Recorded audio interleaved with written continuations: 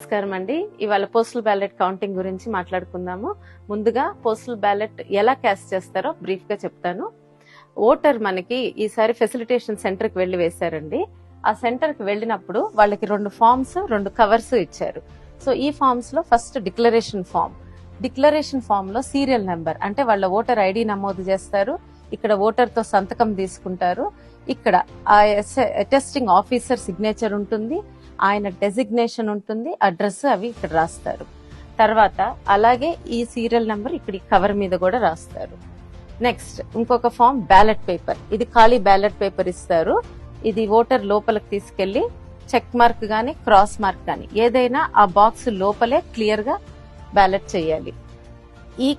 ఈ ballot paper ని ఈ చిన్న కవర్ లో పెడతారు. పెట్టాక ఇందాక సీరియల్ నెంబర్ సరి చూసుకోవాలి. ఆ తర్వాత ఇవన్నీ ఈ పెద్ద కవర్ లో పెడతారు. ఈ పెద్ద కవర్ లో పెట్టి ఇక్కడ కూడా సిగ్నేచర్ చేయాలి. సో ఇవి ప్రక్రియ ఎలా ఉంటుందంటే, ఫస్ట్ ఈ బ్యాలెట్ పేపర్ తీసుకున్నారు కదా, దాని మీద ఓట్ వేసేసాము. దీన్ని తీసి ఈ కవర్ లో పెడతాము. లోపల పెట్టేసి సీల్ చేసేసేయాలి. దీన్ని గమ్తో సీల్ చేసేస్తారు గమ్తో.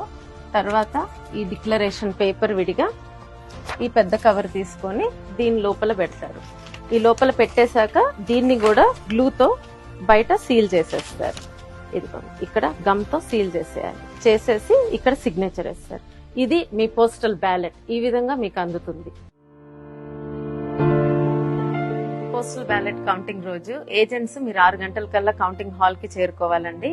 మీతో పాటు ఫామ్ 18, అలాగే మీకు వచ్చిన ఐడి బ్యాడ్జ్, దాని మీద టేబుల్ నెంబర్ ఉంటుంది, ఎక్కడ వెళ్లి కూర్చోవాలో చెప్పి నిర్ధారించబడిన ప్లేస్ లో.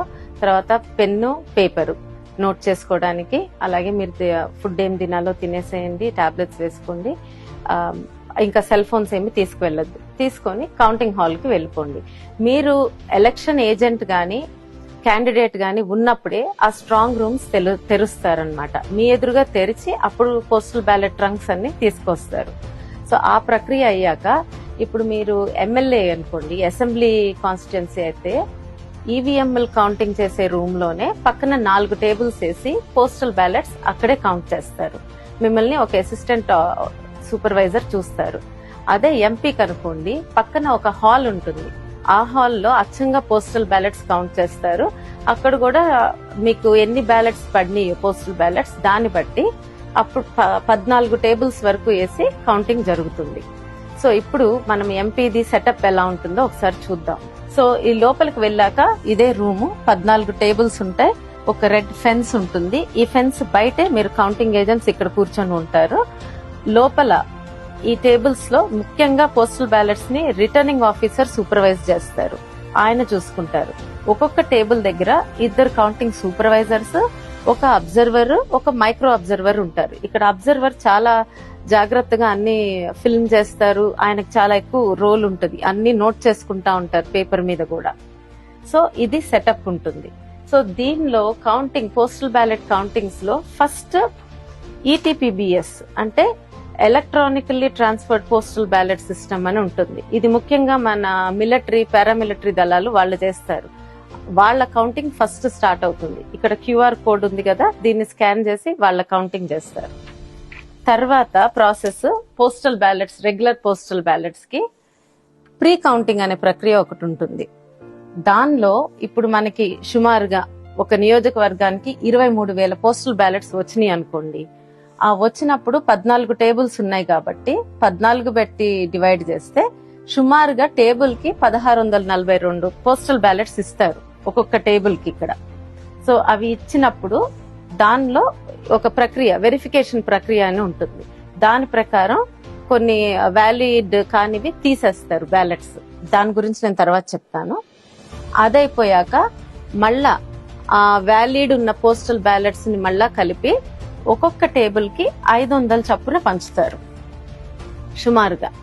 ఆ పంచి అప్పుడు కౌంటింగ్ చేయటం స్టార్ట్ అవుతుంది. ఇది ప్రక్రియ.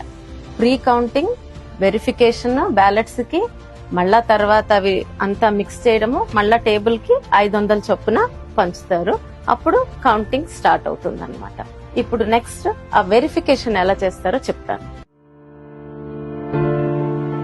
ఇప్పుడు మీకు పోస్టల్ బ్యాలెట్ ఈ విధంగా వస్తుందండి. ఇప్పుడు మీ టేబుల్ కి ఒక 1640 ఎన్నో ఒక టేబుల్ కు వచ్చినాయి అనుకోండి, సుమారుగా ముందే నిర్ధారించబడిన నెంబర్ వస్తుంది. సో మీరు ఈ బ్యాలెట్ కవర్ చూస్తారు, చూసినప్పుడు ఇక్కడ మీకు సిగ్నేచర్ ఉండాలనుకుంటారు, కానీ అది లేకపోయినా పర్వాలేదు. ఈ కవరు, పెద్ద కవర్ కంపల్సరీ సీల్ అయి ఉండాలి. సీల్ అయి ఉంటే చాలు, దీనిని ఓపెన్ చేస్తారు. ఒకవేళ సీల్ అయి లేకపోతే ఇలా ఓపెన్ చేస్తుంటే దీనిని పక్కన పెట్టేస్తారు. సో ఇప్పుడు ఇది సీల్ అయి ఉంది, దీన్ని మనం ఓపెన్ చేసాము. ఓపెన్ చేయంగానే మీకు లోపల డిక్లరేషన్ పేపర్ ఉండాలి. ఒకవేళ డిక్లరేషన్ పేపర్ లేదనుకోండి, ఈ ఓటు వ్యాలిడ్ కాదు, దీన్ని కూడా పక్కన పెట్టేస్తారు. సరే, డిక్లరేషన్ పేపర్